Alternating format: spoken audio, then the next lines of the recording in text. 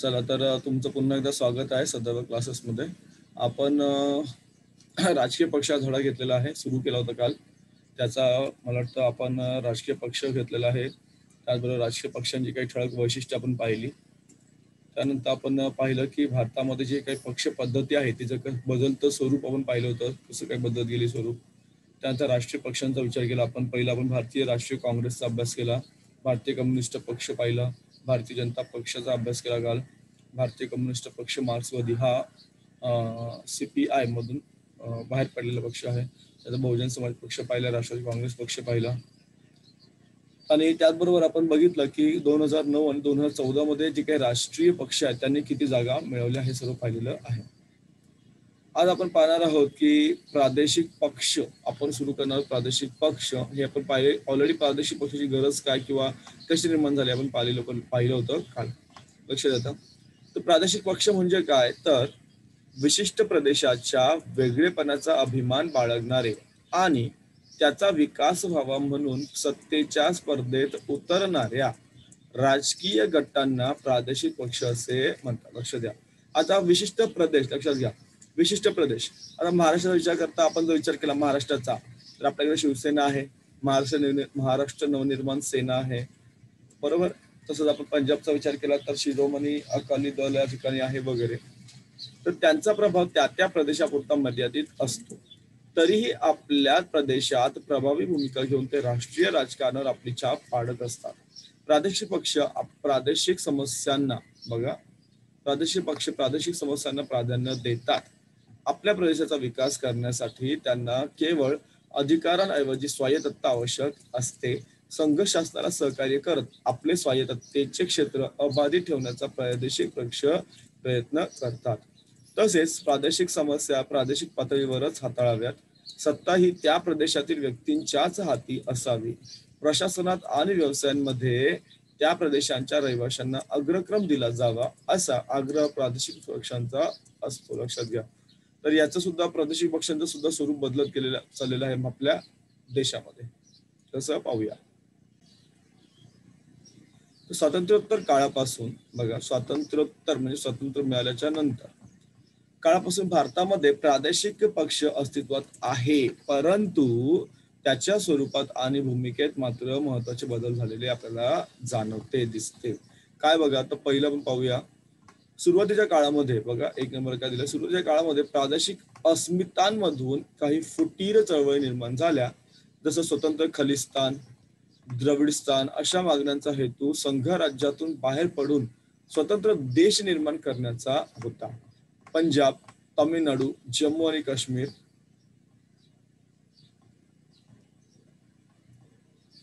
येथील प्रादेशिक पक्षांची उदाहरणे या संदर्भात तुम्हाला देता येतील. समजलं तुम्हाला. यांचं म्हणणं काय होतं की आम्हाला बाहेर पडायचं, स्वतंत्र खलिस्तान पाहिजे, द्रविडस्थान पाहिजे. तर हे योग्य नाहीये, कारण तुम्ही देशातून स्वतंत्र देश निर्माण करायचं. लक्षात घ्या. त्यांचं काय म्हणणं होतं, आपला जो भारत संघराज्य आहे याच्यातून त्यांना वेगळं होऊन वेगळा देश तयार करायचा होता.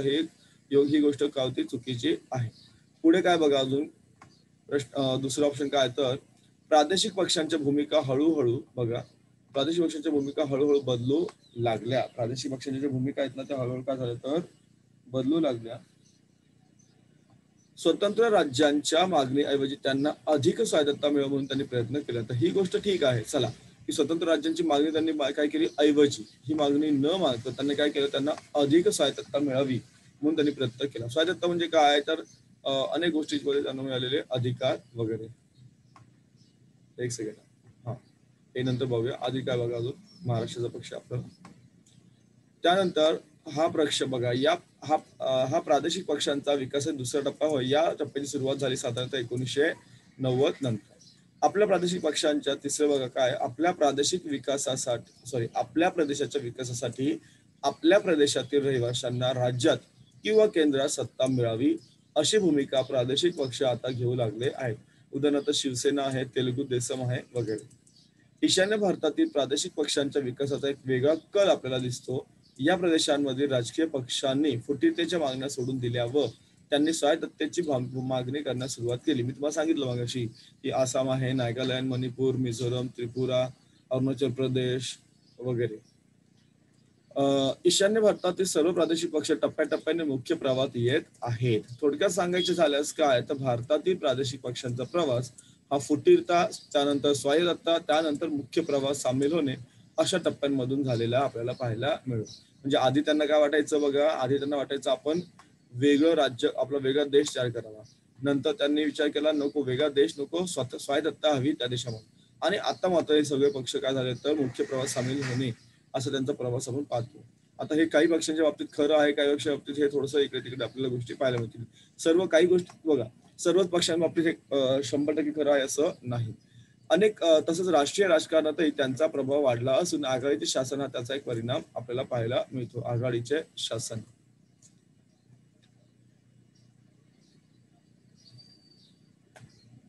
भारतामध्ये अनेक प्रादेशिक पक्ष आहेत. सर्व पक्षांची माहिती एकदा घेणे शक्य नाही, म्हणून आपण भारताच्या पूर्व, पश्चिम, उत्तर, दक्षिण, पूर्व, पश्चिम, दक्षिण, उत्तर अशा क्षेत्रातील काही प्रातिनिधिक पक्षांची आपण ओळख करून घेणार आहोत. एवढे पक्ष प्रत्येक पक्षाचा अभ्यास करणं सोपं आहे का? नाही. तर महत्वाच्या पक्षांचा या ठिकाणी तुम्हाला अभ्यास दिलेला आहे. पाहूया आपण प्रत्येक चारी दिशेला असलेले महत्वाचे पक्ष. चला तर जाऊया पुढे.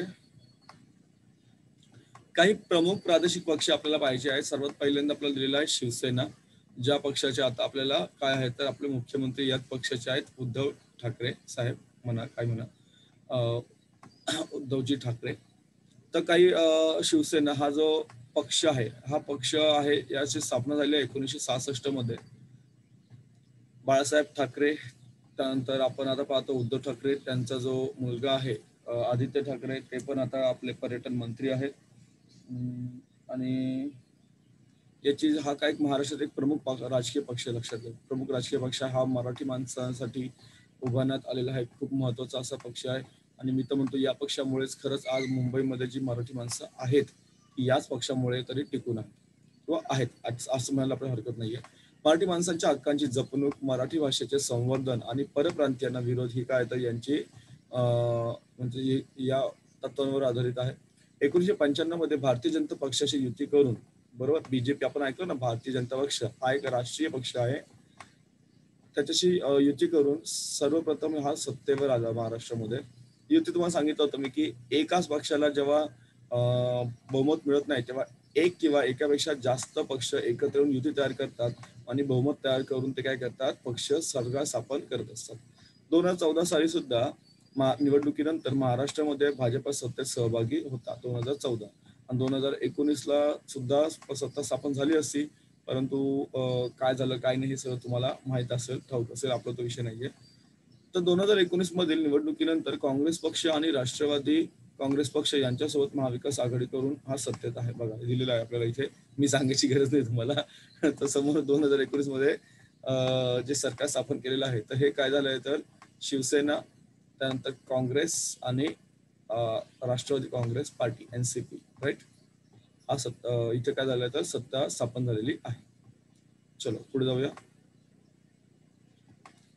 आता जायचं तुम्हाला पंजाबमध्ये. हा पंजाबमध्ये पक्ष आहे. बरं, तुम्हाला हे पण दिलं बघा इथे, शिवसेनेचं चिन्ह आहे धनुष्य बाण. सॉरी, तर पंजाबमध्ये जायचं तुम्हाला. पंजाबमध्ये हा एक पक्ष आहे शिरोमणी अकाली दल. शिरोमणी अकाली दल चिन्ह बघा, हे असं चिन्ह आहे.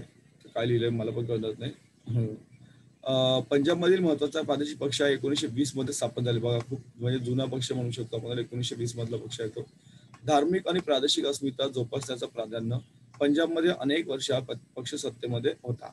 आता माझ्या मते सध्याचा विचार केला तर आय थिंक पंजाबमध्ये काँग्रेस पक्ष सत्तेवर आहे. असू द्या, एवढा काही विषय नाही आपल्याला.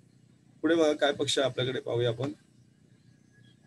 आता जायचं तुम्हाला काश्मीरमध्ये, जम्मू आणि काश्मीरमध्ये तुम्हाला जायचं आहे.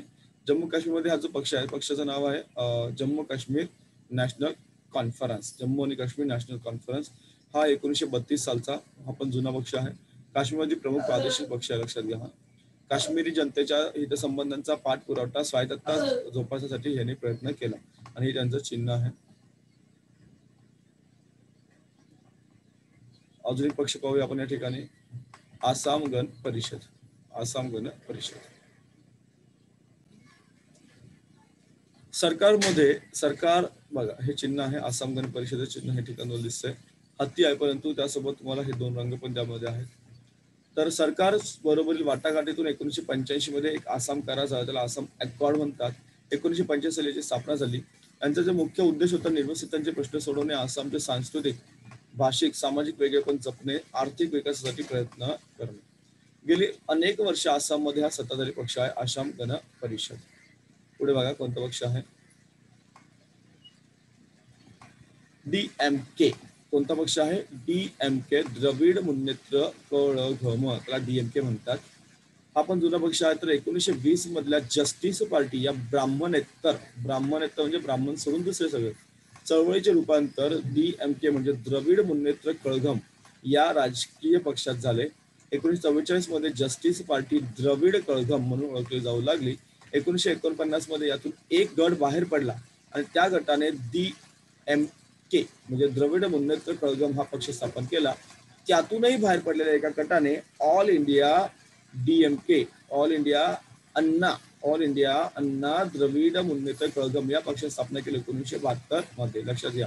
त्यामुळे DMK वेगळा पक्ष, DMK वेगळा आणि AIDMK वेगळा. लक्षात घ्या, DMK वेगळा आणि AIDMK वेगळा. हे कुठले, साऊथचे, कुठे, चेन्नई म्हणजे तामिळनाडू,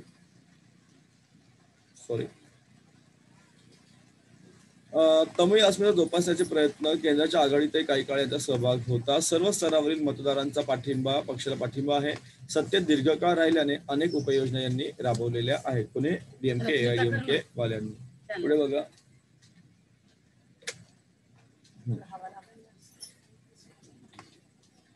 पुढे तर तुम्हाला भारतामध्ये प्रत्येक राज्यात अनेक प्रादेशिक पक्ष आहेत, त्यांनी त्या राज्याच्या राजकारणावर प्रभाव टाकलेला आहे. त्याचे उदाहरण म्हणून महाराष्ट्रातील प्रादेशिक पक्षांची तुम्हाला या ठिकाणी 2 निवडणुकीच्या संदर्भातील कामगिरी तक्त्यात तुम्हाला दाखवलेली आहे. आपण यात पाहणार आहोत. तर तुम्हाला दिल्या गावीत बघा, प्रादेशिक पक्ष विधानसभा, जी महाराष्ट्र विधानसभा आहे त्यामध्ये प्रतिनिधित्व आपण पाहूया प्रत्येक पक्षाची काय काय कामगिरी आहे ती. शिवसेनेला 2009 मध्ये 44 जागा होत्या, ज्या 2014 मध्ये शिवसेने जागा झाल्या 63. महाराष्ट्र नवनिर्माण सेना, ज्याला मनसे म्हणतो आपण, 13च्या जागा होत्या, तिथे झाली जागा त्यांची 1 जागा झाली, म्हणजे हे 9 आणि हे 14. शेतकरी कामगार पक्ष 4च्या 3 जागा झाल्या. भारिप बहुजन संघ हे आहे, 1ची 1 जागा राहिली. रिपब्लिकन पक्षाला जागा मिळाल्या नाही आपल्या महाराष्ट्रामध्ये.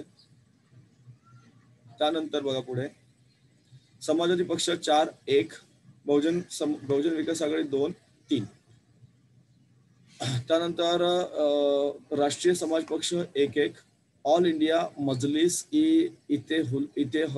इतेहदुल्ला मुस्लिमीन म्हणजे त्याला म्हणतो MIM, हा पक्ष 2009 मध्ये अस्तित्वात नव्हता, त्यामुळे तिथे त्याने स्टार मारलेले आहेत आणि त्यांना 2014 मध्ये 2 जागा मिळाल्या. जनसुराज्य शक्तीला 2 होत्या, नंतर जागा मिळाल्या नाहीत. लोकसंग्रामला एक होती जागा, नंतर जागा मिळाली नाही. स्वाभिमानी पक्षाला सुद्धा 1 जागा होती, नंतर त्यांना जागा मिळाल्या नाहीत. आणि 2019चे आकडे आपल्याकडे या ठिकाणी दिलेले. तर लक्षात घ्या की भारताच्या सर्वच राज्यांमध्ये प्रादेशिक पक्ष आहेत, त्या सर्वांची दखल घेता येणार नाही.